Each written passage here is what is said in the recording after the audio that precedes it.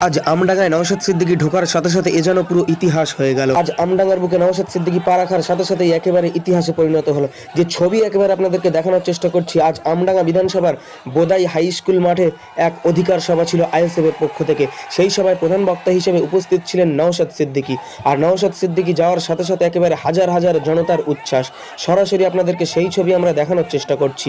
আজ এই সভা ছিল মূলত নওশাদ সিদ্দিকীর ভোটার তালিকায় এসআইআর এর নামে নাগরিকদের মধ্যে আতঙ্ক তৈরি এবং হয়রানি বন্ধ করার দাবিতে, 2 ওয়াকফ সংশোধনী আইন 2025 বাতিল করার দাবিতে, 3 ওবিসি সংরক্ষণ পুনর্বহাল এবং ফেক এসসি/এসটি সার্টিফিকেট বাতিল করার দাবিতে, 4 ভিন রাজ্যে কর্মরত বাঙালি পরিযায়ী শ্রমিকদের সার্বিক সুরক্ষার দাবিতে।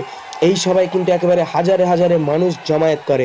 দর্শক, যে ছবি একেবারে আপনাদেরকে দেখানোর চেষ্টা করছি, নওশাদ সিদ্দিকী আসার আগে থেকেই একেবারে মাঠের কানায় কানায় দর্শকে ভরপুর। অপেক্ষা করতে থাকে প্রিয় নেতা কখন আসবে এবং কি বার্তা এখান থেকে দেবে। নওশাদ সিদ্দিকী আসার পরে